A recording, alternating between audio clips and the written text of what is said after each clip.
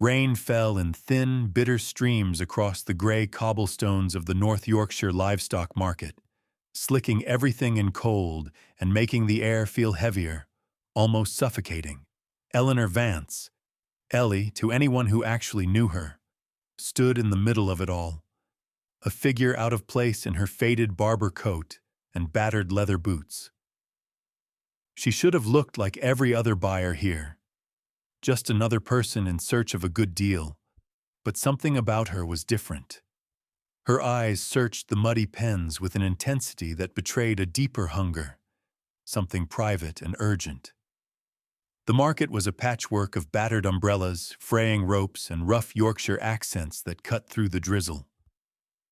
Ellie's hand hovered at her side, her fingers unconsciously tracing the seam of her jeans, right over the scar hidden beneath the fabric.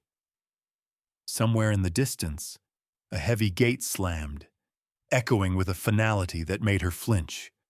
In that instant, her mind fractured, a golden trophy shattering against concrete. The sharp snap of a wooden rail, the terrible, suspended moment before a fall. A scream, the world turning upside down. Ellie forced herself back to the present, sucking in a cold breath that burned all the way down. She was not here for nostalgia. She was here for a reason, though even now it felt less like a plan and more like a compulsion. She wove through the crowd, ignoring the sidelong glances from farmers and dealers, her attention snagging on a commotion near the far end of the pens. There, half hidden by the bulk of a restless Shire horse, stood a scrawny grey gelding with a tangled mane and haunted eyes. The animal looked ready to dissolve into the rain itself, ribs stark beneath patchy fur, one back leg trembling under its own weight. Ellie stopped. Something inside her, a raw, animal thing, recognized the look of pain and defiance. She watched as an older man in a stained wax jacket, with a jaw like an axe and eyes hard as winter, yanked the gelding's rope. The horse tried to shrink away, but the man only scowled. "Stand up, you useless brute." The voice was sharp, full of old injuries. Ellie stepped closer, her breath quickening. The horse's name, according to the battered tag on his halter, was Celyn, Welsh for holly, a name meant for something bright and strong, not a creature one strong wind could blow away. She knelt, heedless of the mud. "Hey, buddy." Her voice was soft, a thread of hope spun between them. Celyn blinked, the whites of his eyes showing, but he didn't pull away. He just stood there, shivering, his left hind leg twisted slightly at the fetlock. Ellie's hand drifted to her own knee, fingers brushing the faint ridge of scar tissue under her jeans. Pain flashed in her mind, a memory as quick and sharp as lightning, the shriek of a horse losing its footing, the world tilting, a flash of red. Silence. Someone cleared their throat behind her, breaking the spell. Ellie stood, wiping her muddy hands on her coat. The old man was watching her, his lips curled in a mixture of amusement and contempt. "You looking to buy or just collecting sob stories?" he asked, voice low and rough. Ellie met his gaze, refusing to blink. "How much for the gray?" He snorted. "That one's not worth the feed. Got a bad leg, hasn't run sound in years. If you're feeling generous, I'll take 50 for him, but you'll just be buying yourself a headache. Probably better off with a bullet than a vet, if you ask me." Ellie's jaw tightened, but her voice stayed calm. "I'll take him." A ripple of surprise passed through the crowd, a few people actually stopping to watch. The man, Silas, she gathered from the whispers, looked at her like she'd lost her mind. "You serious? You can't ride him, can barely walk him. What's the point?" She forced herself to smile, though it felt brittle. Maybe he's not broken. Maybe he just needs someone to give a damn. Silas grunted, shaking his head. Good luck with that. It's broken. He handed over the lead rope and something like finality settled between them. A silent dare, a challenge wrapped up in a cynical smirk. Ellie pressed the folded notes into his hand and took the rope. As she did, Silas leaned in, voice a low growl. You'll regret it, miss. Some things can't be fixed. For a split second, Ellie almost believed him. Her gaze dropped to the trembling horse beside her, and for a moment, it was like looking into a mirror. The rain, the cold, the dull ache that never quite left. She carried those ghosts, too. She led Celyn away from the pens, her mind swirling with doubt, defiance, and the echo of things lost. Each step was a rebellion against everything that said she should give up, against Silas, against her own bruised past, against the voice inside her that whispered she'd never be whole again. The wind howled down the alleyways, carrying the faint metallic scent of blood and old hay, and somewhere behind her, the sound of laughter. But she kept walking, Celyn limping gamely at her side, two shadows in the rain, both too stubborn to disappear. Ellie didn't know if she could save this broken horse. She wasn't sure she could even save herself, but in that moment, soaked to the bone and shivering, she made a silent promise, one that felt bigger than the market, bigger than the ghosts that clung to her memory. No more running. Not from the pain, not from the past. Today, she would begin. The morning after the market, Ellie's smallholding looked bleaker than usual. The rain had turned the paddocks to muck, and the sky was the color of old pewter. Ellie led Celyn, his body fragile as a memory, into the low, drafty stable at the end of her property. The stable had once belonged to a retired sheepdog and a couple of rescue chickens. This was the first time it would house a horse. She spread fresh straw over the floor, her movements careful and precise, as if this ritual might somehow undo all the years of neglect Celyn had endured. The gray gelding took hesitant steps inside, nostrils flaring as he examined his new world. Ellie watched him circle, her own breath caught in her throat. For a moment, she saw herself years ago, stepping into the ring for the first time, everything trembling with possibility. A familiar battered pickup rolled into the yard, tires squelching in the mud. Ellie recognized it instantly, Mr. Davies, the local vet. He was a tall, wiry man in his 60s, his hair the same iron gray as Celyn's coat, and his expression a mixture of gruff patience and resigned wisdom. He entered the stable with a bag slung over one shoulder, nodding at Ellie. "Didn't expect a call from you, Eleanor," he said, his Yorkshire accent blunt but not unkind. "Heard you were finished with horses." Ellie offered a half smile, her hands jammed into her jacket pockets. "So did I. Guess life's full of surprises."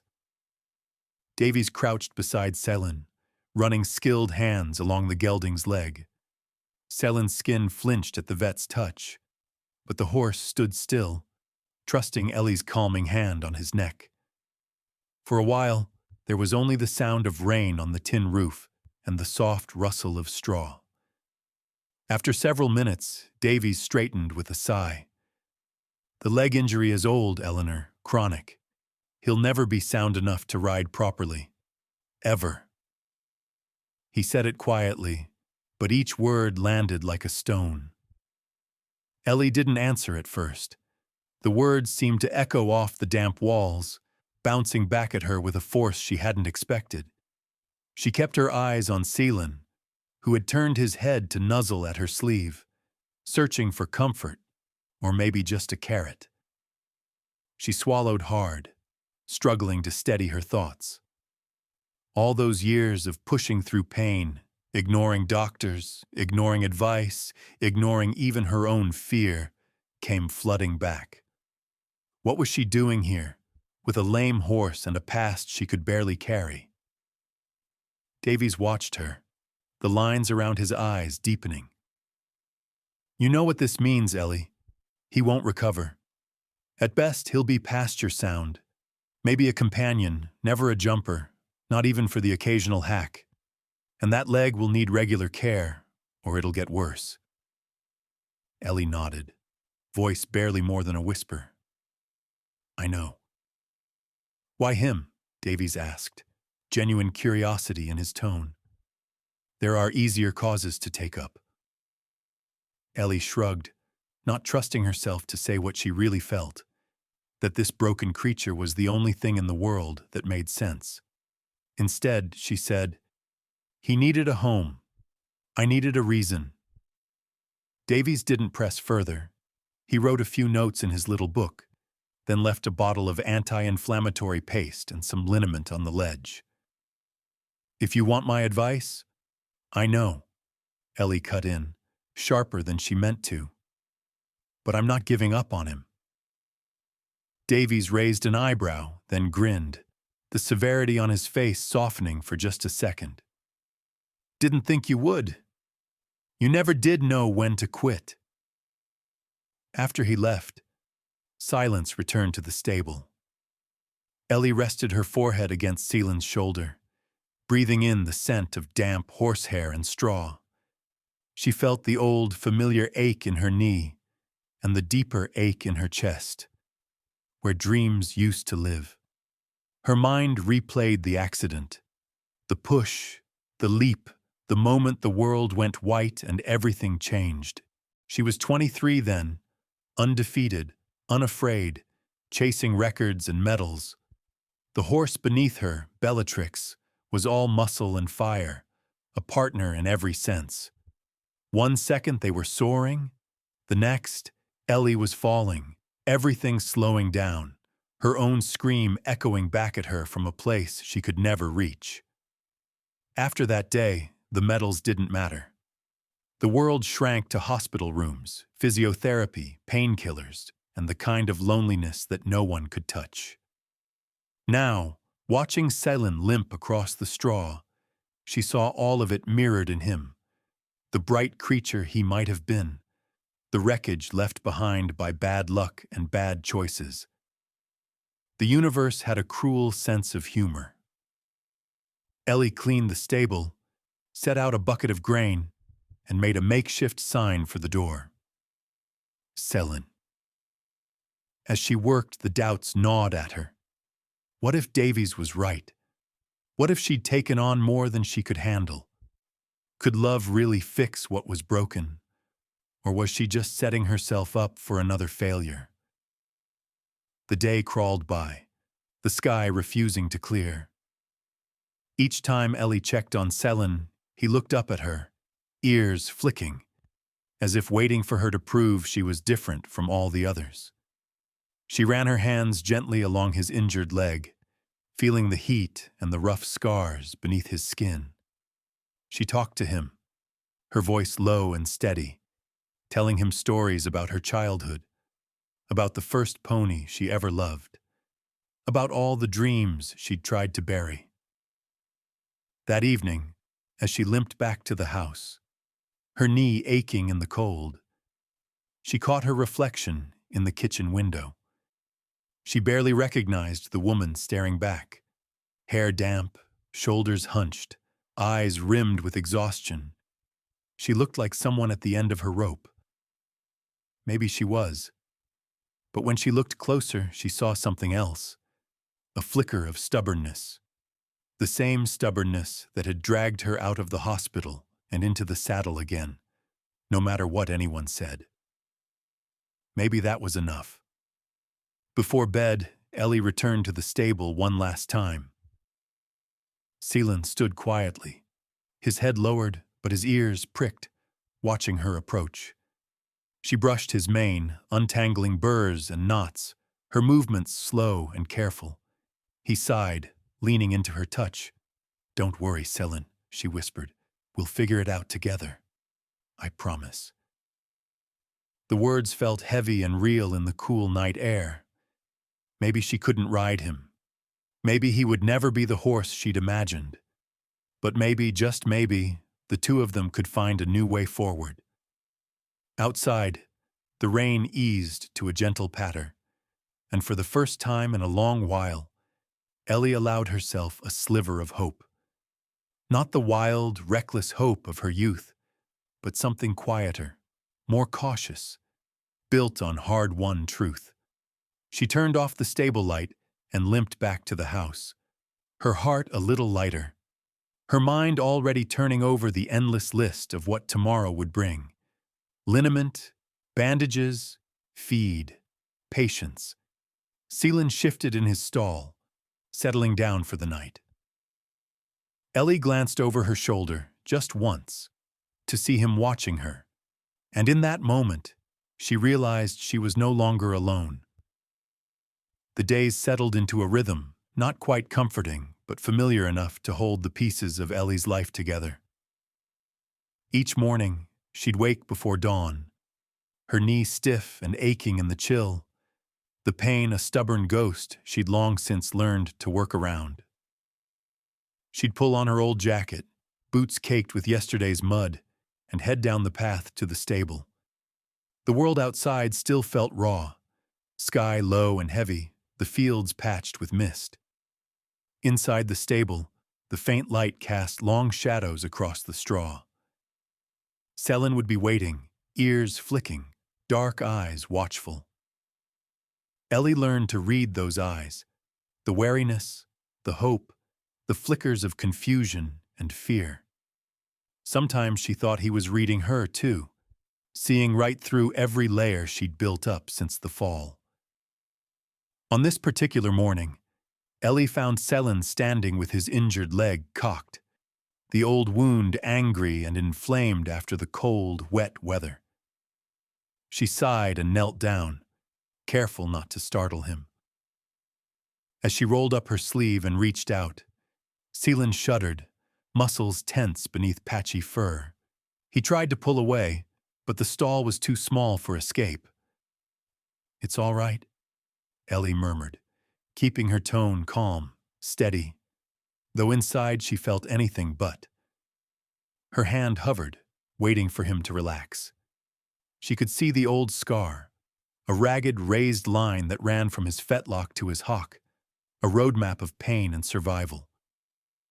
She dipped a clean cloth in warm water, wrung it out, and pressed it gently to the wound.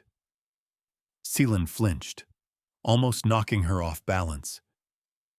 Instinctively, Ellie reached for her own knee, pressing her palm into the fabric, feeling the ridged scar beneath. The pain was a memory, a flash of hot white behind her eyes. She saw herself again in that arena, cheering crowds, the announcer's voice echoing, the gate swinging open. Bellatrix's ears pricked forward, the world narrowing to the perfect silence before the jump. And then, too much speed, too much ambition, the rail shattering, the universe coming undone. The sound of bones meeting earth, the sickening crack. A scream. Hers, or the horse's, or both, she could never tell. For a moment, the stable and the memory blurred together. Ellie swallowed, blinked, and forced herself back into the present. She ran her hand along Celyn's leg, feeling him tremble, and this time she let her hand rest, just there, not demanding trust, just offering warmth. Celyn's breathing slowed, his eyes softening. They stayed like that for a long minute, woman and horse, both broken in ways no one else could see.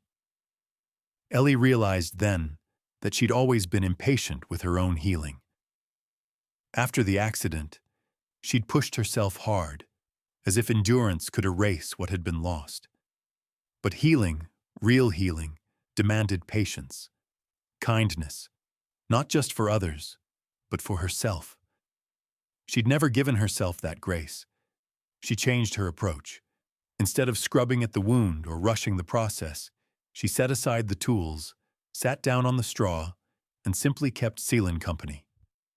She talked to him, not as a trainer, not as someone trying to fix him, but as a companion in pain.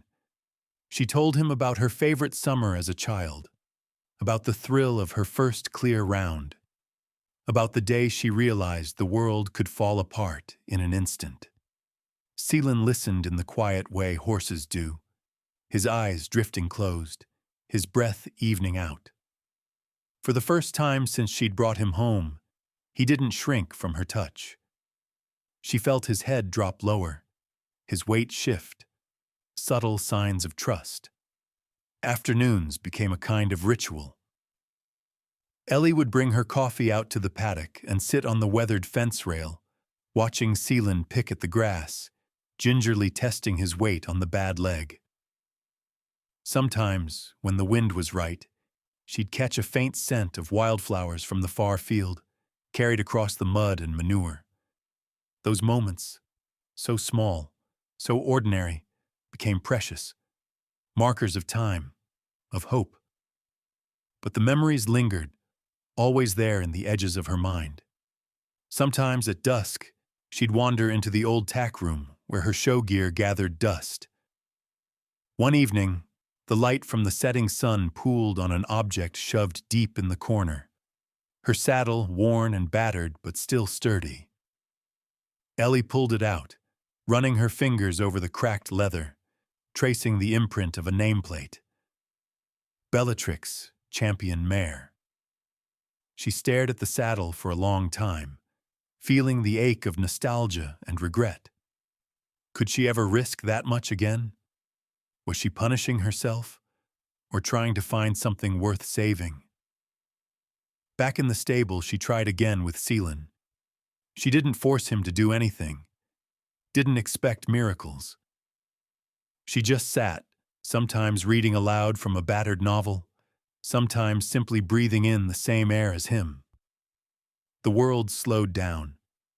Days passed. The wound on Celyn's leg began to look a little cleaner. He started to eat more, the hollow between his ribs less sharp. One morning, she entered the stable and found him nickering softly, a sound so hopeful and gentle it nearly broke her heart. Ellie smiled and reached out, this time letting Celyn come to her. He did, brushing his nose against her palm, searching for treats, but finding something else, too. Patience, she thought. That's all we ever really needed.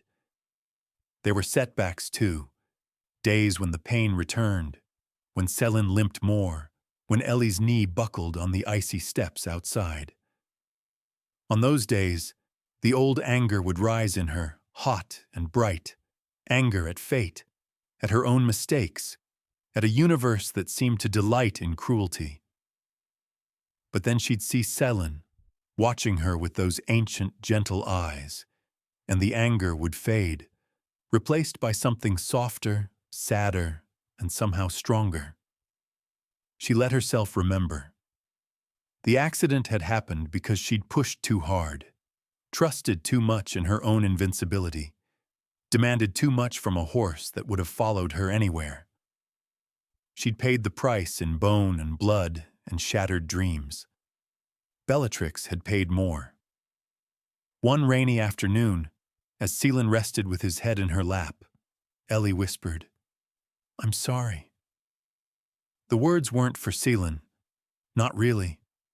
They were for Bellatrix, for herself, for all the versions of her that had never learned to slow down. That evening, as she closed up the stable, she caught sight of Celyn at the hay net, eating with a quiet determination. It wasn't victory, but it was progress. A small, hard-won step towards something like peace. Later, alone in the tack room, Ellie reached for the old saddle again. This time, she didn't put it away. She carried it out to the paddock, dust motes dancing in the golden light. She didn't intend to ride. Instead, she set the saddle gently on the fence, letting it rest where Celyn could see it, smell it, investigate at his own pace. Celyn wandered over, ears pricked. He sniffed at the leather, snorted, then turned away, unconcerned. Ellie let out a shaky laugh. Healing, it seemed, came not in grand gestures, but in moments of patience, trust, and acceptance.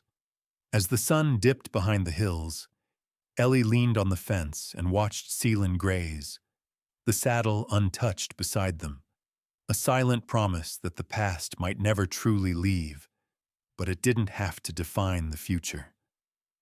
Maybe, she thought, we'll both get another chance.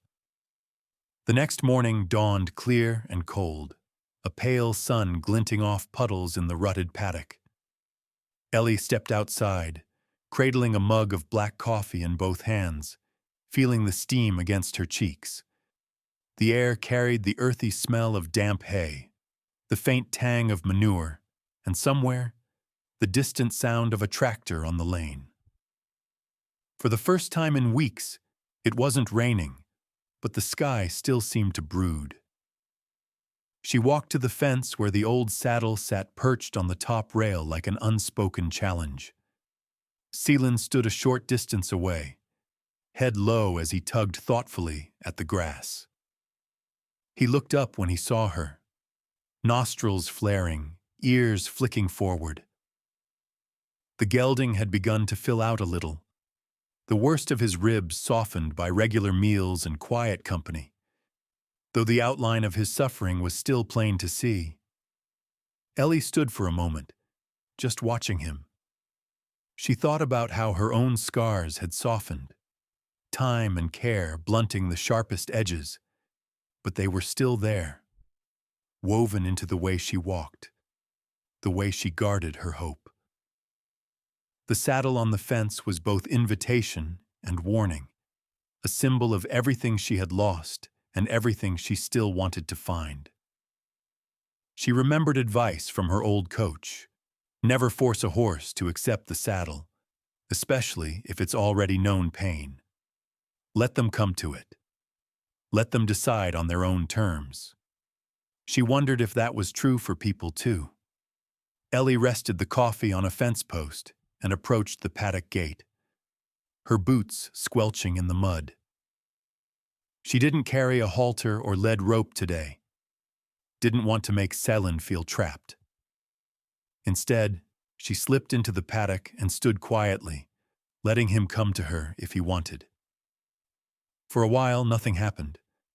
Celyn kept grazing, eyeing the saddle warily but not moving closer. Ellie waited, breathing in the sharp morning air, feeling the pull of anticipation and doubt. Eventually, curiosity won out. Celyn edged nearer, step by cautious step, until he stood just an arm's length from the fence. He stretched his neck, nostrils quivering, and sniffed at the saddle. His ears flicked back, then forward, indecisive. Ellie stood perfectly still, her heart beating slow and steady.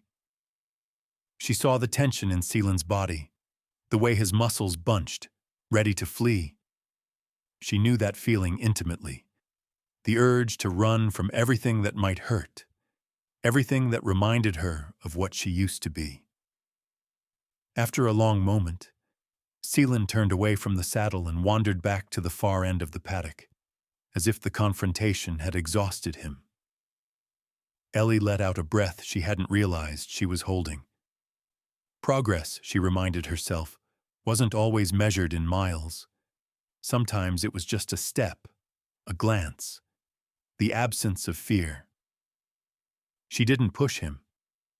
Instead, she grabbed a handful of hay and walked the perimeter, scattering it in places she wanted him to explore. She watched as Celyn followed the trail, his confidence growing with each mouthful. The morning passed quietly, the rhythm of horse and woman in sync, neither asking too much of the other. By midday, clouds began to gather again, thickening over the hills. Ellie fetched her jacket and a lead rope, but didn't approach Celyn directly. Instead, she moved to the paddock gate and waited, open but unassuming. Celyn surprised her by ambling over, nudging her hand for a treat.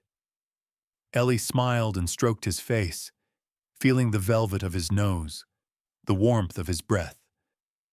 For a second, she let herself imagine what might be possible. Not tomorrow, not next week, but one day. Maybe not a return to the show ring, but something gentler, braver. She fastened the lead rope, careful and slow, and began to walk. They circled the paddock, Celyn beside her. No pressure, no hurry. When she stopped, he stopped. When she moved, he moved. Trust, she realized, was built one silent moment at a time. Halfway around, she let the rope fall, her hand resting lightly on his withers. To her amazement, Celyn continued walking at her side, the rope dragging unneeded through the mud. A small, wild thrill bloomed in her chest, joy tinged with disbelief. She fought the urge to cheer, to celebrate too soon. Instead, she kept her voice low, murmuring encouragement. "Good boy, Celyn. That's it. Just us." As they walked, Ellie's thoughts drifted. She remembered the first time she'd ridden Bellatrix after the accident, her hands shaking so badly she could barely hold the reins, every muscle braced for pain. But Bellatrix had moved slow, steady, patient as the sea, until Ellie could breathe again. She wished she could thank that horse, wherever she was now. After several laps, Ellie led Celyn back to the fence. She unfastened the lead and gave him a long, grateful scratch behind the ears. He didn't pull away. For the first time, she saw a glimmer of pride in his eyes, something she'd almost forgotten existed. Ellie sat on the fence, the saddle beside her, and watched the world go by. She thought about all the times she'd rushed her own healing, demanding progress, refusing to accept anything less than perfection. Here, with Celyn, she learned the value of patience, of letting things unfold at their own pace. The afternoon drifted on. A neighbor drove by in an old blue truck, honking a cheerful greeting. A pair of crows cawed overhead, settling in the bare branches of an oak. For a while, Ellie forgot the world outside, the bills stacked on her kitchen table, the persistent ache in her knee, the ever-present fear that none of this would be enough. She was brought back by the sound of a car approaching, a harsh, gravelly roar that set Celyn's ears on edge. Ellie's stomach twisted. She knew that sound. Sure enough, Silas's battered Land Rover came crawling up the lane, spattering mud as it pulled to a stop by her gate. Silas climbed out, a man of thick shoulders and thicker opinions. He held a battered envelope in one hand and a look of skepticism in the other. Ellie tensed, sensing the delicate peace of the day teetering on the edge. "Afternoon," Silas grunted, eyeing Celyn. "Thought I'd drop off the rest of the paperwork. Council likes their forms tidy." He held out the envelope, and Ellie took it, her fingers brushing his for the briefest moment. She thanked him, voice level. Silas's gaze wandered to the saddle on the fence, then to Celyn, then back to Ellie. "You planning to ride him?" His tone was incredulous, but not cruel, more like a man genuinely baffled by hope. "Not today," Ellie replied. "He's not ready. Maybe I'm not either." Silas snorted, a kind of reluctant respect in his eyes. "Horses like that, sometimes you're better off letting them be. Some things can't be fixed, no matter how much you want them to." Ellie met his gaze, refusing to flinch. Some things just need more time. Silas opened his mouth to argue, then thought better of it. He glanced at Celyn, at the softening of the horse's eyes, the tentative ease in his stance. "Suit yourself," he muttered, turning back to his truck. As he drove away, Ellie felt the tension ebb, replaced by a fierce, quiet pride. She wasn't naive. She knew the risks, knew the odds were against them both. But she'd made her choice, and so had Celyn in his own way. That evening, as the sky turned lavender and the first stars winked into view, Ellie returned to the paddock. She found Celyn standing by the fence, head low, eyes half closed. The saddle still sat where she'd left it, untouched, but no longer ominous. She stroked his neck and whispered, "One step at a time, Celyn. That's all we need to do." In the hush of dusk, with the world holding its breath, Ellie felt something she hadn't in a long time, a fragile hope, as light and real as the breeze on her face. By the end of the week, Ellie felt the days slipping into a kind of tentative normalcy. The routines with Celyn brought a sense of order she hadn't realized she missed. A morning feed, careful grooming, slow walks around the paddock, and those quiet moments where she could just be. No expectations, no pressure to prove anything to anyone, not even herself. She noticed little changes. The gleam coming back into Celyn's coat, the way he flicked his ears at her voice, the softness that sometimes crept into his eyes when she thought he wasn't watching. But the world outside her small sanctuary kept intruding.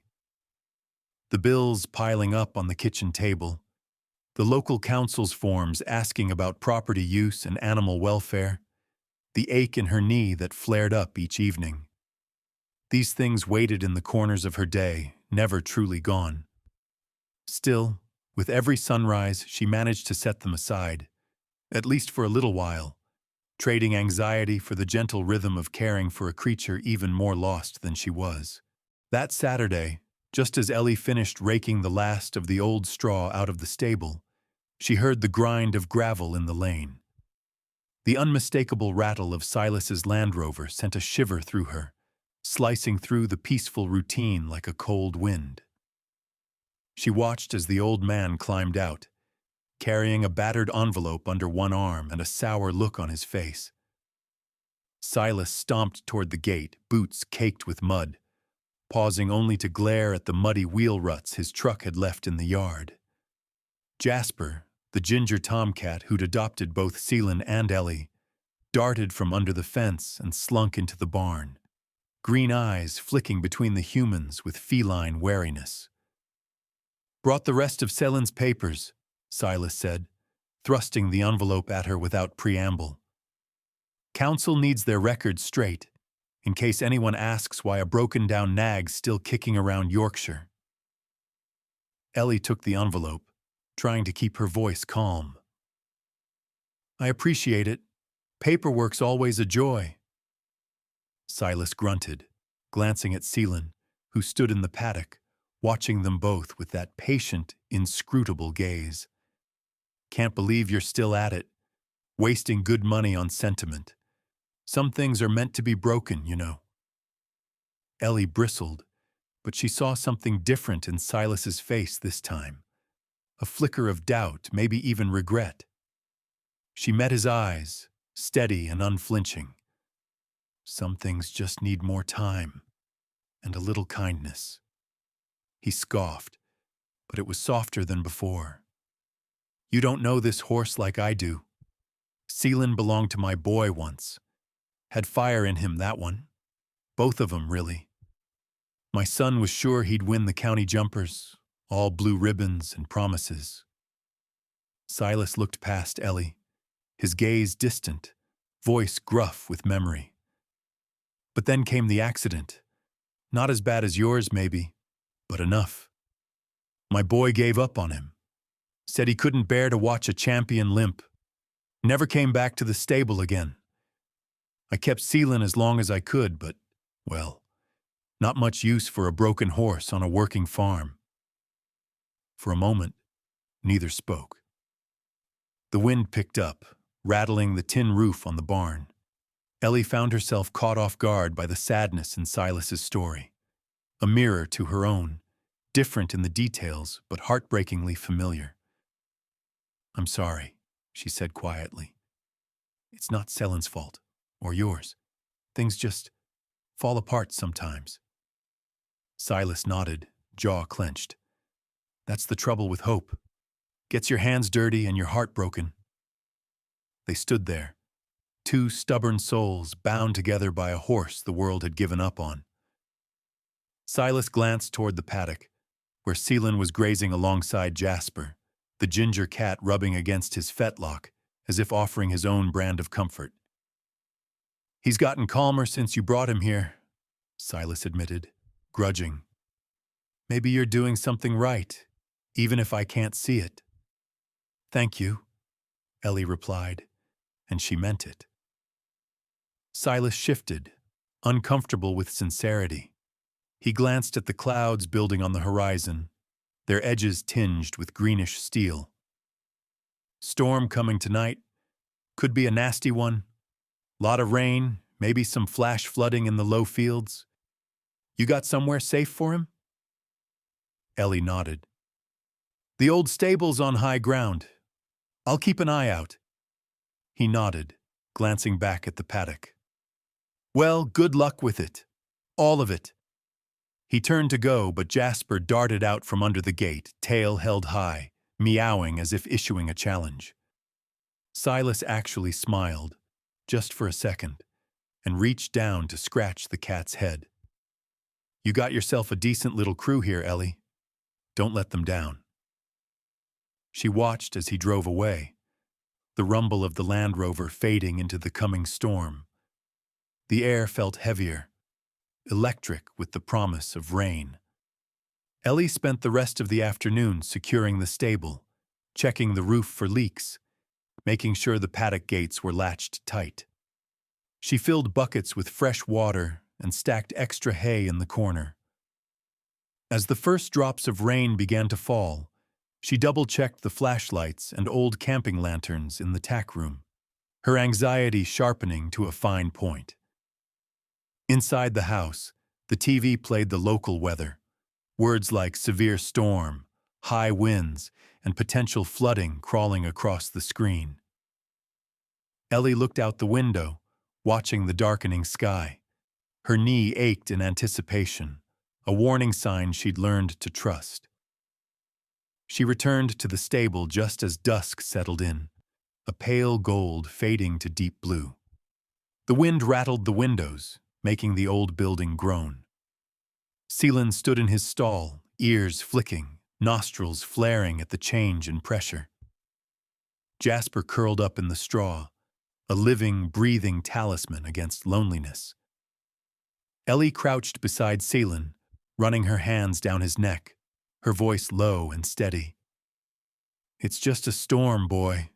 We've survived worse, haven't we?" As the rain drummed on the roof, she thought about what Silas had said, about hope, about heartbreak. She wondered if she was just fooling herself, if loving a broken horse was another way to punish herself for all the things she'd lost.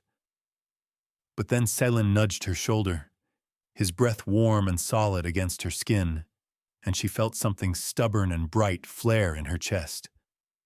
Thunder boomed overhead, making the cat jump. Celyn shuffled closer, leaning into her touch. Ellie realized that what mattered wasn't whether she could fix him or herself. What mattered was being there, offering whatever comfort she could, one storm at a time. The night pressed in, the wind howling. Ellie sat with her animals, listening to the rain, feeling the weight of the world shift. Just a little, just enough. The storm outside matched the one inside, but for the first time in a long while, she wasn't facing it alone. As the clock ticked toward midnight, the last thing she heard before drifting into uneasy sleep was the steady sound of Celyn breathing beside her, and the soft purr of Jasper curled against her side, a fragile, stubborn proof that even the broken have a place in the world. The storm broke over the smallholding just after midnight. Ellie woke to the sharp, metallic crack of thunder splitting the sky, the windows rattling in their frames, and the wild, frantic drumming of rain on the old slate roof.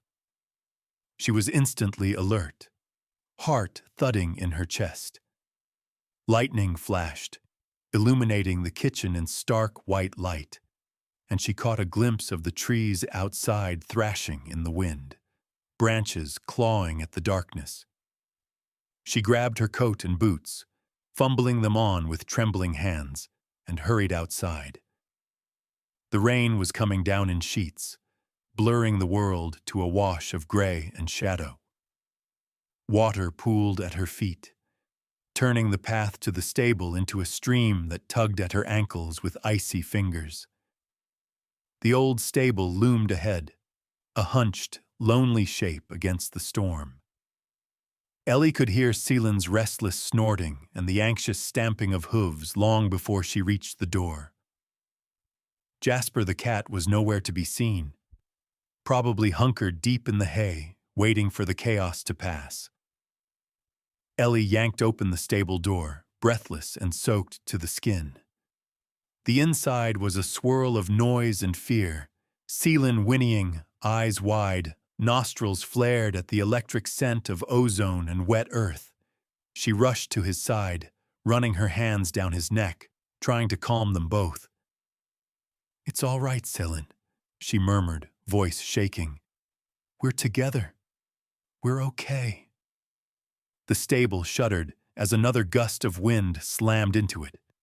Rain found every crack, dripping steadily from the beams overhead. Ellie's eyes darted around, searching for signs of leaks or worse, and her stomach twisted when she noticed water creeping in beneath the door, soaking the straw and pooling around Celyn's hooves. The ground outside was lower than she'd realized. The stable wasn't as safe as she'd hoped. She glanced through the open door, watching as water rushed across the paddock, swirling around the fence posts, rising inch by inch. If the rain kept up, the stable would flood. They had to move. Now. Ellie scrambled to grab a halter, her mind racing. There was a stretch of high ground behind the barn, a narrow ridge at the edge of her property where the wildflowers grew in summer, and where, if they could make it, the water would never reach. But to get there, they'd have to cross the flooded yard, brave the wind, and then climb the slippery wooden bridge over the old drainage ditch, a bridge she hadn't trusted in years. She clipped the halter onto Celyn, her hands steady despite the panic thrumming in her veins. He tossed his head, snorting, eyes rolling white, muscles bunching beneath his sodden coat. Lightning flashed again, and for a moment she saw the both of them, two silhouettes framed against the storm, fragile and defiant. "We have to go, boy," she whispered. "I know you're scared. I am too. But we can do this. Together." She opened the stable door wide and coaxed Celyn forward. The horse balked at the rushing water, hooves skittering on the slick concrete. Ellie tightened her grip on the lead rope, stepping out into the storm ahead of him, letting the rain batter her face and the wind nearly knock her sideways. She forced herself to breathe slowly, to project calm. Celyn hesitated, planted his feet, and for a terrible moment, Ellie thought he wouldn't come. She stepped back, placed her hand on his shoulder, and met his eyes in the wavering, flickering light. "It's okay," she said, her voice a promise. "Trust me." Another boom of thunder split the sky, but this time Celyn lifted his head, ears forward, trembling from nose to tail. Ellie started forward again, and, miraculously, he followed, one cautious step at a time. The water surged around their boots and hooves, cold and fast, pulling at their legs. Ellie led the way, never letting go of the rope, whispering encouragement with every step. Her own knee screamed in protest, but she pushed through the pain, teeth gritted, eyes fixed on the bridge ahead. They reached it at last, a narrow, rickety span of planks over the raging ditch. The bridge looked ready to give way at any moment, creaking with every gust of wind. Ellie's heart hammered so loud, she thought Celyn must hear it. She went first, one hand on the rail, testing every step before she put her weight down. The bridge shifted underfoot, but held. When she reached the far side, she turned to coax Celyn across. He hesitated, tossing his head, water swirling around his fetlocks. The wind tore at them both. Ellie reached out, her arm stretched to its limit. "Come on, Celyn, you can do it, just a few more steps." For a second, Celyn stood frozen. Then, with a sudden surge of courage, he put one hoof on the first plank, then another. The bridge wobbled and groaned. Ellie held her breath. With a desperate, lunging stride, Celyn crossed, slipping but never falling. He reached Ellie's side, sides heaving, foam flecked on his lips. Ellie wrapped her arms around his neck, rain streaming down her face, not sure if she was laughing or crying. "You did it! You beautiful, stubborn boy! You did it!" They pressed on, climbing the slippery slope to the high ground, the storm still raging around them. At the top, Ellie found the thickest stand of hawthorn and willow she could, shelter for the night. She tethered Celyn loosely and collapsed beside him, breathless and soaked, every muscle burning. She could feel his heart thudding through his chest, matching her own. The two of them huddled together in the storm, wind howling, lightning painting the world in brief, violent colors. Ellie clung to Celyn's mane, the horse's breath hot against her cheek. The fear didn't go away, but it changed, became something sharp and real and necessary. They were alive. They had made it. Hours passed. The storm hammered the land, flooding roads, downing trees, but on their small patch of high ground, Ellie and Celyn endured. Ellie whispered stories to him, tales of her childhood, of old showgrounds and wild rides, of quiet moments in sunlit fields. She sang half-remembered lullabies and let the horse's presence steady her nerves. Jasper eventually crept from the shadows, winding between their legs and settling on Ellie's lap, purring as if nothing in the world could ever go wrong. When the storm finally began to fade, the sky paling to a watery dawn, Ellie lay on her back in the damp grass, exhaustion washing over her. She looked up at the ragged clouds, her clothes clinging to her skin, hair plastered to her forehead, every inch of her cold and sore. Beside her, Celyn stood guard, head high, his body sheltering hers from the worst of the wind. She reached up to touch his shoulder, feeling the strength in him, the warmth. "We made it," she whispered, her voice rough with relief and wonder. "We really made it." As the sun broke through at last, lighting the battered, drowned fields, Ellie sat up and looked around. The paddock was a mess, fences half submerged, hay strewn everywhere, mud and debris littering the yard. But here, on this small rise, was safety. Here was a victory no one else would ever see. Celyn nudged her, soft and insistent. Ellie smiled, stroking his nose. The world felt new and wild and full of promise, despite the wreckage all around. For the first time, Ellie realized just how much she needed to believe in something that could survive a storm. She let the sunlight warm her face and closed her eyes, listening to Celyn breathing, to the steady, fragile pulse of hope that beat between them. Whatever came next, whatever rebuilding, whatever heartbreak, whatever joy, they would face it together. And for now, that was enough. By the time the storm passed, the landscape had been rewritten. The lower fields were still underwater, fences toppled, a wheelbarrow wedged in the roots of a fallen oak. Ellie surveyed the damage from her small rise, exhaustion in every limb, but a quiet gratitude steady in her chest. She and Celyn had made it through. The world felt raw and battered, but somehow clean. Like everything that could be washed away had been carried off by the rain. She led Celyn carefully back down from the high ground, skirting the worst of the mud and debris. He moved slowly but willingly, pausing often to sniff the unfamiliar wreckage, his hooves squelching in the wet ground. Jasper followed behind them, tail high, a little streak of defiant orange against the gray morning.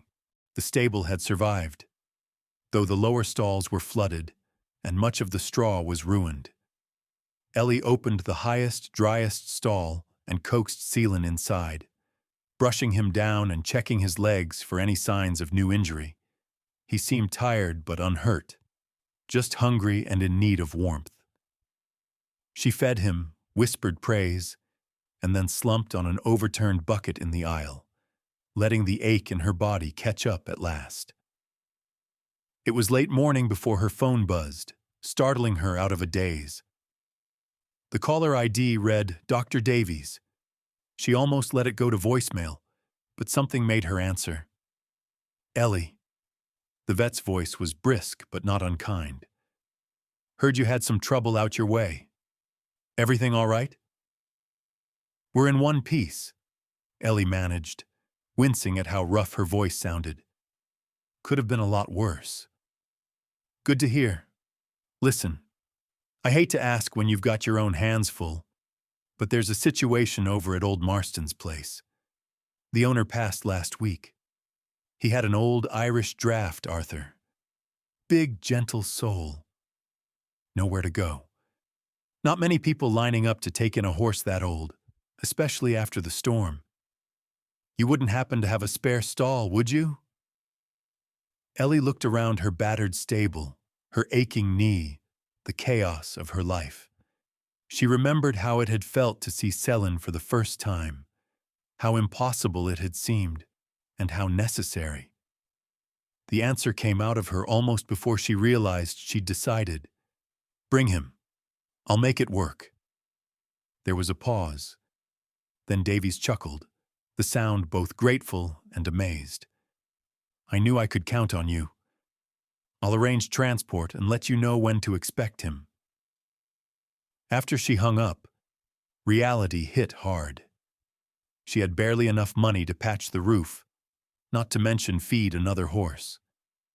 The savings she'd clung to since the accident were dwindling. The prospect of paying for Arthur's care, even just for a few months, weighed on her. For a brief, guilty moment, she considered calling Davies back, telling him she'd made a mistake. But she couldn't. She wouldn't. If she'd learned anything from Celyn, it was that sometimes all anyone needed was a chance. Ellie spent the next hours in a blur of work.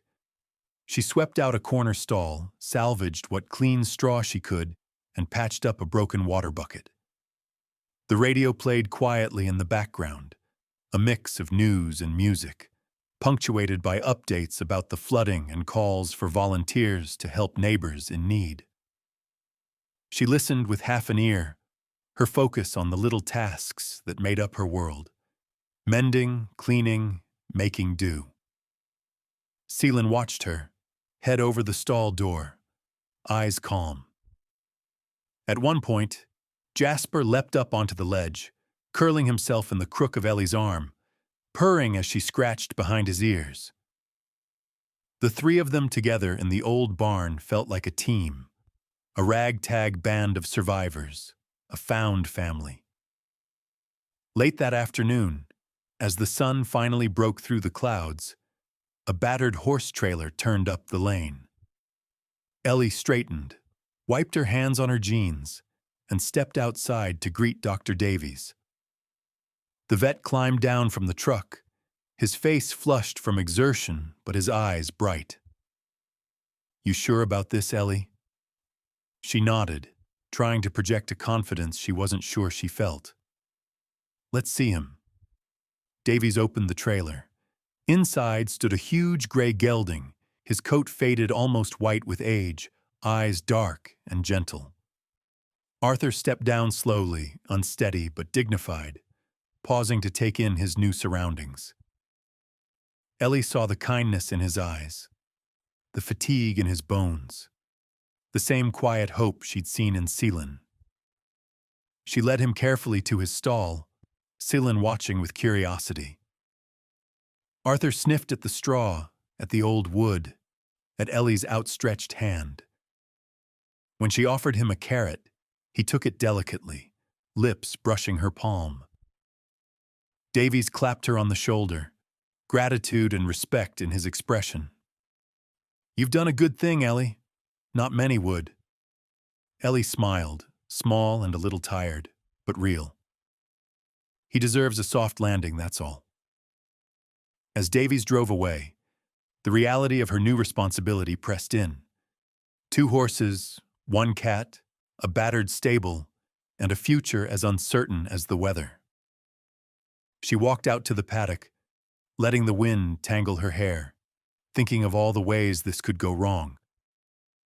But as she watched Celyn and Arthur meet, Celyn snorting cautiously, Arthur standing still and dignified, she felt something shift inside her. She wasn't just a failed showjumper anymore, or a woman defined by her scars. She was a caretaker, a rescuer, the builder of a refuge. She wasn't sure when she'd stopped measuring her life by victories and started measuring it by kindness. But somewhere in the storm, it had happened. That night, Ellie sat by the stalls with a mug of tea, Jasper purring in her lap. She listened to the horses shifting in the straw, the creak of the old barn, the hush that settles over a place where hope has been hard won. She pulled out her phone, checked her dwindling account balance, and resisted the urge to calculate exactly how long she could keep this up. Instead, she texted a thank you to Dr. Davies, then scrolled through old photos, jumping rounds, victory laps, a much younger self grinning for the camera, Bellatrix shining with sweat and pride. It all felt like another life. Yet here, in the quiet, surrounded by animals that the world had written off, she realized she wasn't lost anymore. She was exactly where she needed to be. She stood, limped to the door, and looked out over the paddock. Celyn and Arthur stood together, heads low, tails swishing in the twilight. Jasper brushed against her leg, a silent companion. Ellie took a deep breath, the air sharp and clean after the storm, and whispered to the night, "We're still here. We're still standing." And that was enough. For now, for tomorrow, and for as long as it took. The days after the storm stretched long and quiet, filled with the hard, satisfying work of repair. Ellie patched fences, shoveled out sodden straw, and fixed the stable roof with materials she had to barter from the neighbors. Yorkshire had that way about it. After any hardship, hands reached out, and news of Arthur's arrival spread through the valley almost as fast as the news of the flood. Arthur settled into his new life with the weary dignity of a horse who had seen too much and survived it all. He became Celyn's unlikely companion, ambling along the fence line in slow circles, patient where Celyn was anxious, unbothered by Jasper's antics. Evenings in the stable became a ritual of soft voices and quiet presence. The old barn alive with the gentle sounds of horses breathing, hay rustling, and the cat purring in the hayloft. One afternoon, as Ellie swept the tack room, the familiar sound of iron-shod hooves on the gravel drive reached her ears. She stepped outside, shielding her eyes from the late sun, and watched as a sturdy, stoop-shouldered man climbed down from a battered van painted with the sign Rowan Farrier Service. He moved with the careful assurance of someone who had spent a lifetime around horses, his hands square and strong, his eyes as blue and kind as the summer sky. Ellie smiled in greeting, Afternoon, Mr. Rowan? He tipped his cap. Aye, that's me. Heard you've a pair in need of new shoes, and a barn in need of a friendly word. His voice was Yorkshire through and through, rough around the edges but warm beneath it. Ellie led him to the stable, introducing him to Celyn and Arthur. Rowan knelt by Celyn first, running skilled hands along the gelding's legs, murmuring encouragement. Celyn tensed at the unfamiliar touch, but Rowan was patient. He talked not just to the horse, but to Ellie, explaining each move, each check, every gentle tap of the rasp.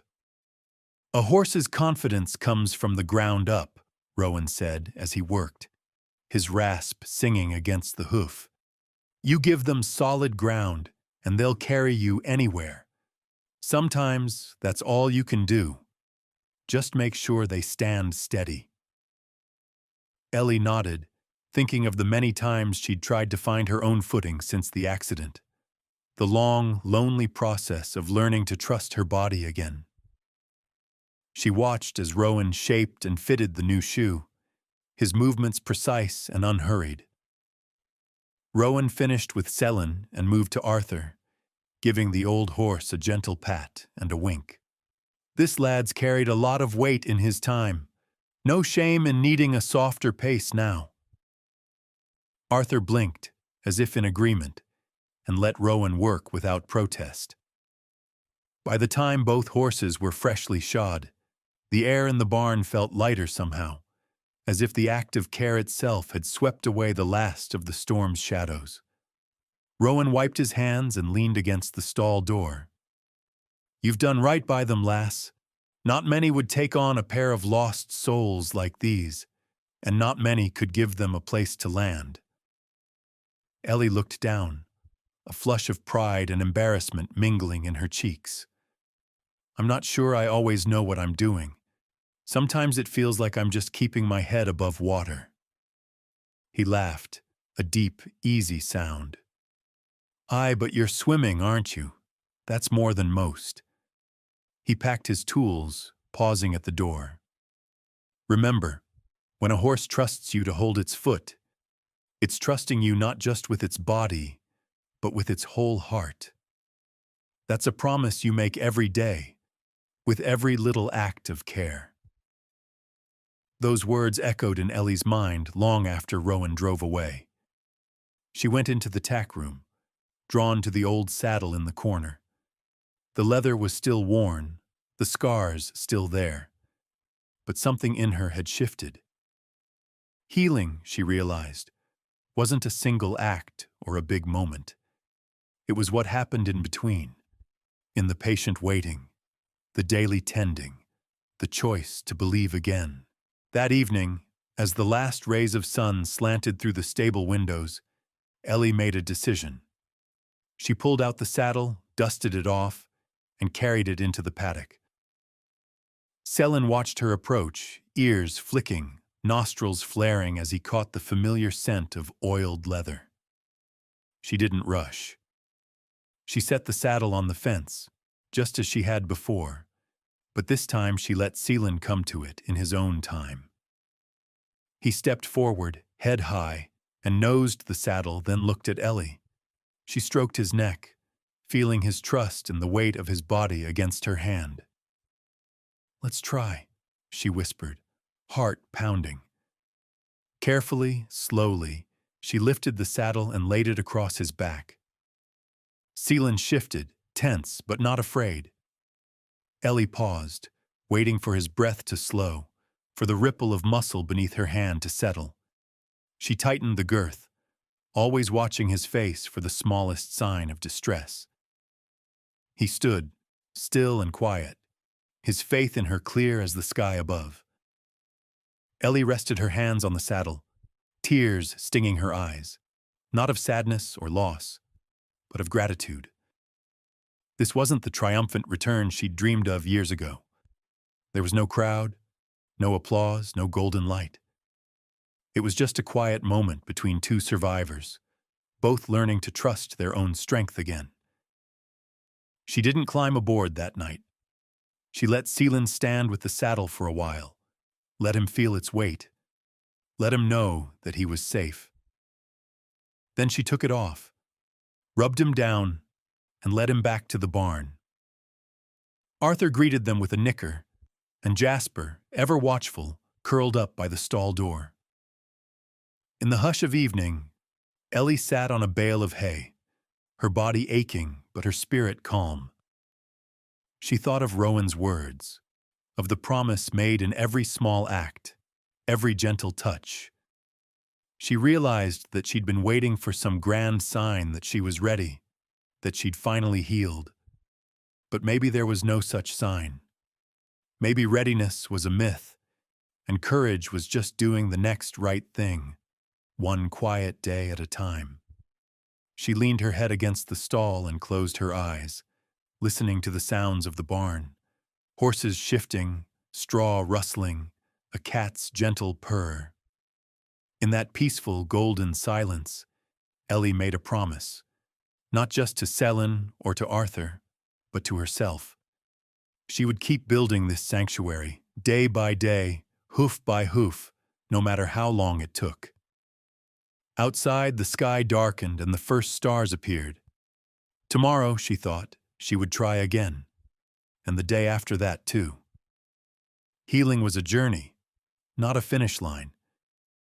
She was on solid ground now, and she would keep walking. The morning air was thin and bright, carrying the faintest promise of spring. Frost lingered on the paddock grass, each blade tipped with silver, but the sun was already climbing higher, its light gilding the battered stable and the two horses grazing quietly within the fence. Ellie stood at the kitchen window, cradling a mug of tea, watching Celyn move in the sunlight. So much stronger now, coat thick and glossy, eyes alert but gentle. Arthur ambled nearby, his pale mane lifting in the breeze, every bit the old gentleman. Jasper the cat was nowhere to be seen, but Ellie could almost sense him lurking somewhere, soaking up the sun. She set down her mug and pressed a hand over her heart, steadying herself against the surge of hope and fear that had been building for days. Since the farrier's visit, she'd spent every evening sitting with the old saddle, running her hands over the leather, remembering what it felt like to trust, to ride, to soar. Some part of her had wondered if that door had closed forever, if healing meant accepting that some dreams were out of reach. But the gentle, steady progress she and Celyn had made together had rekindled a different hope. That healing wasn't about going back, but about moving forward, however quietly. Ellie pulled on her boots, grabbed the saddle and bridle and stepped out into the cold morning. She let the walk to the paddock calm her nerves, her breath rising in little clouds, the world quiet except for the distant calls of crows and the steady thump of her own heart. Celyn lifted his head when he saw her, ears pricked in curiosity. Arthur ambled over, giving her a friendly nudge, then wandered off, as if sensing this moment was not his. Ellie laughed softly, then turned to Celyn, scratching his neck, feeling the strength in him. They'd come so far from that first day at the market. He was no longer a ghost, but a living, breathing companion, and she was no longer just a shadow of her old self. She laid the saddle on the fence as she always did, letting Celyn investigate it, nuzzling and sniffing the worn leather. When he seemed calm, she lifted the saddle onto his back, fastening the girth slowly, watching for any sign of distress. Celyn stood quietly, tail flicking, breath slow and deep. Ellie slipped the bridle over his ears, adjusted the straps, then rested her forehead against his. "Ready?" she whispered, her voice trembling just a little. No one else was there to see it. No audience, no applause, only the sun, the wind, and the quiet company of the animals who had made her world whole again. Ellie led Celyn into the center of the paddock, her knee twinging as she stepped up onto an old block she'd used for years.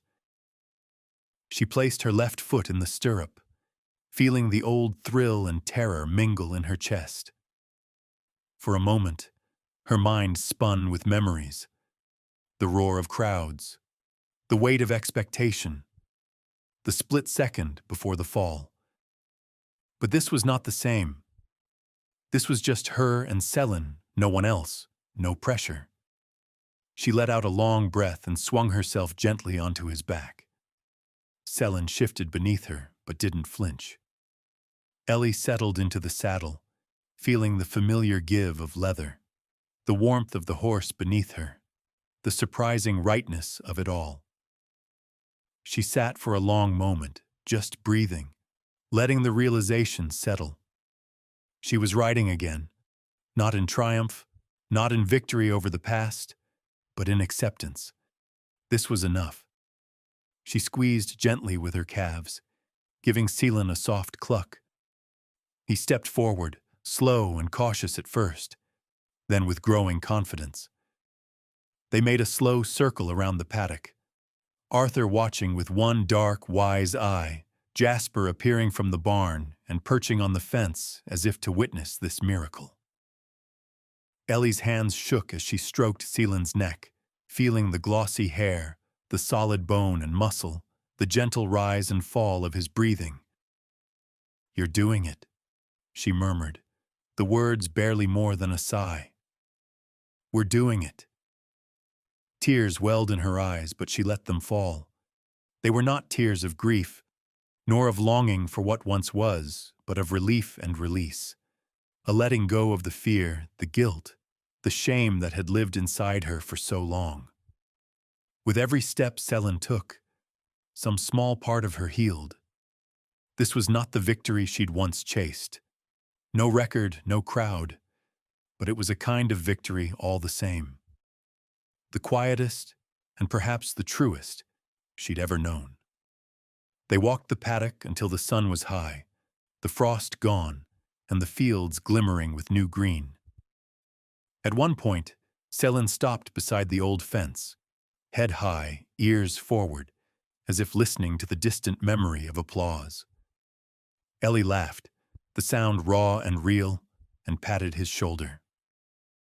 Arthur ambled over, giving Celyn a friendly nudge, then stood close by, their sides nearly touching.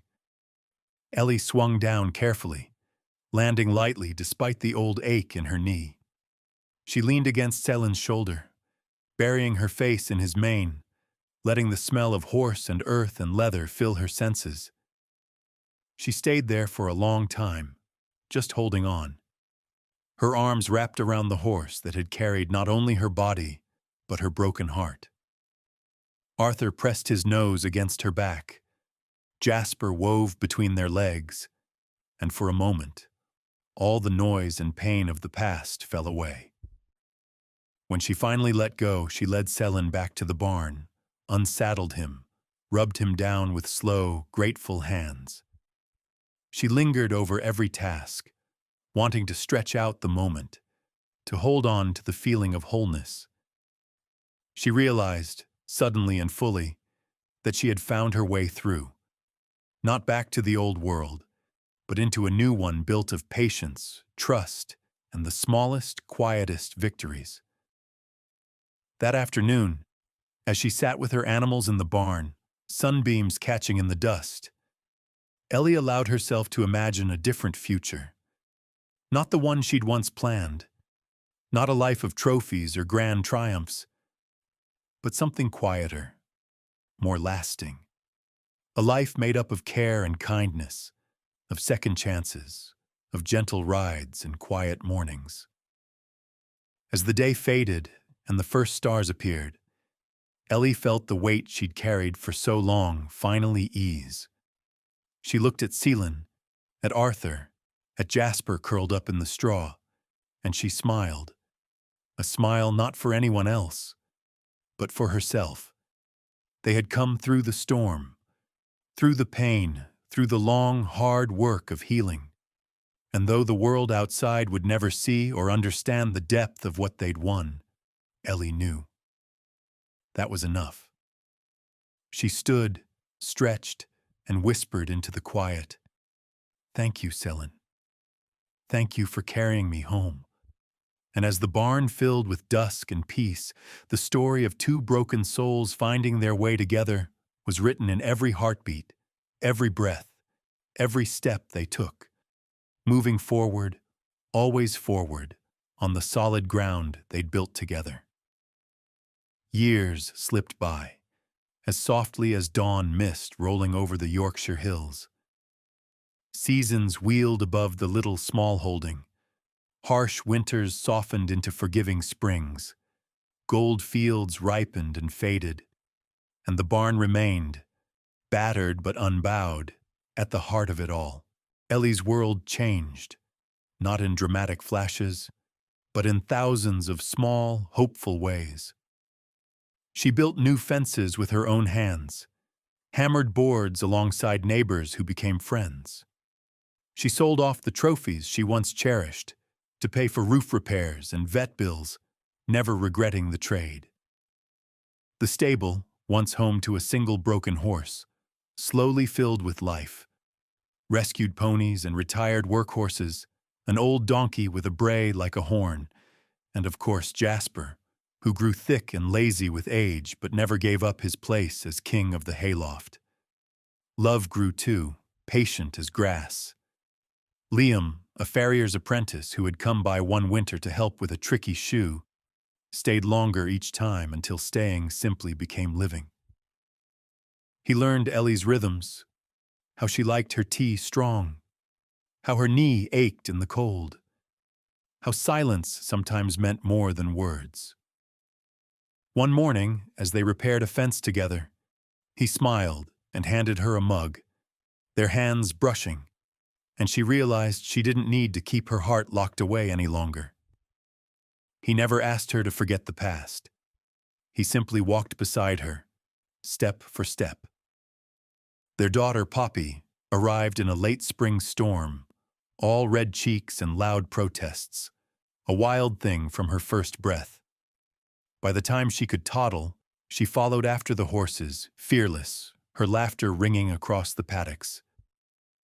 She learned to ride on Arthur's broad back, clinging to his faded mane while Ellie or Liam walked at his side.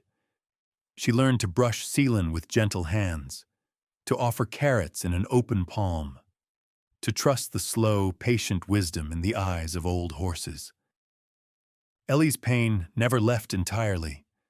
Her knee still throbbed on rainy mornings. Some nights the ache of old wounds came back. But her life grew around it, roots finding soil, hope turning outward. She became known in the villages for taking in the ones no one else wanted. People came by with donations of feed or hay, sometimes just to spend an hour with the animals. They left with a little of the barn's quiet peace, the steady promise that second chances could blossom anywhere. On a cool autumn afternoon, as the air filled with the scent of wood smoke and cider, a car crunched up the gravel drive. Ellie looked up from mucking out the stalls to see Silas, older now, his stride slowed, but his eyes sharp as ever. He carried a small wooden box, and when Ellie came out to greet him, he stood awkwardly by the fence, looking past her to where Celyn and Arthur grazed in the golden light. "You gave him solid ground," Silas said at last, voice rough with emotion he didn't quite trust. "Not just the horse, all of them. Didn't think it was possible, but you proved me wrong." Ellie smiled, a little shy. He gave it back to me in his own way.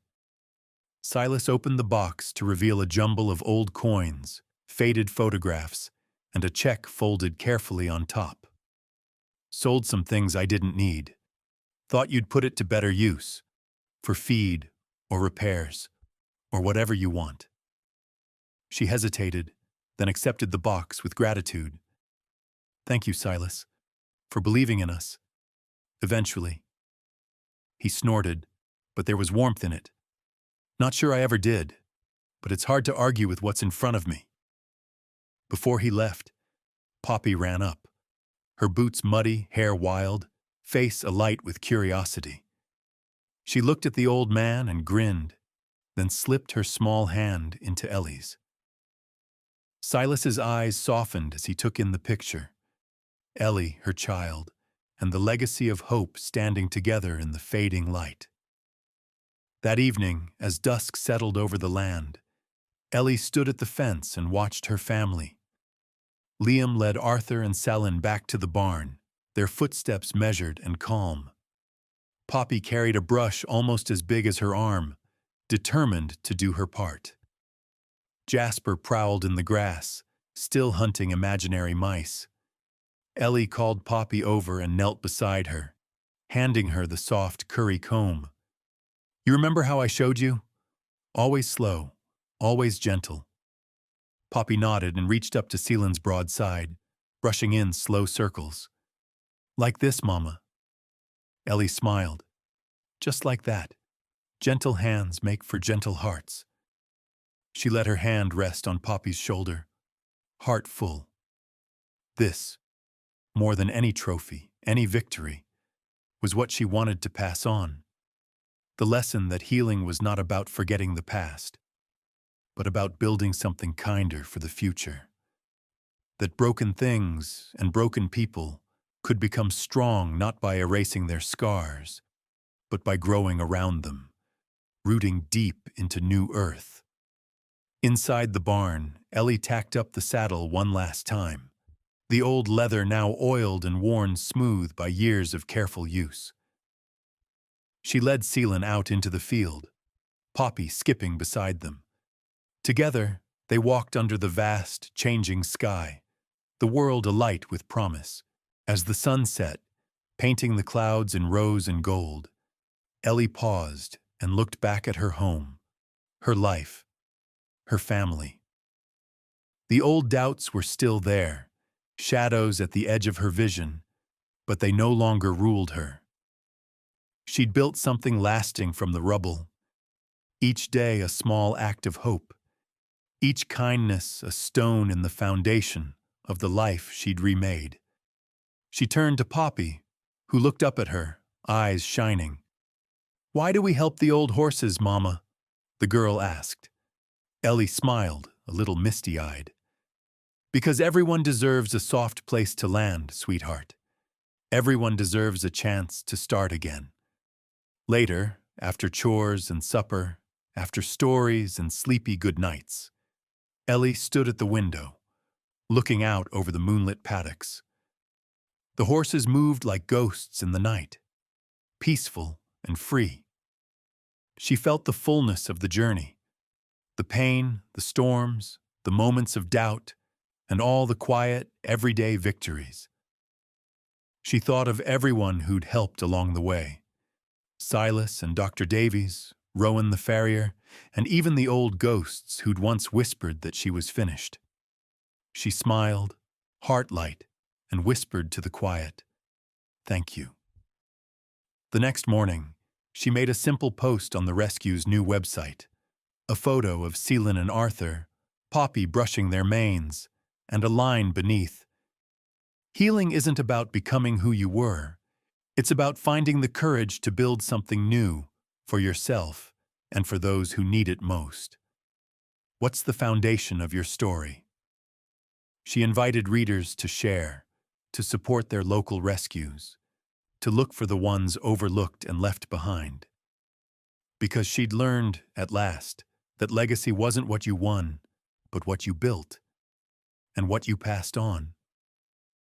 As the years went by and new horses arrived, each with their own story, their own scars, Ellie kept her promise.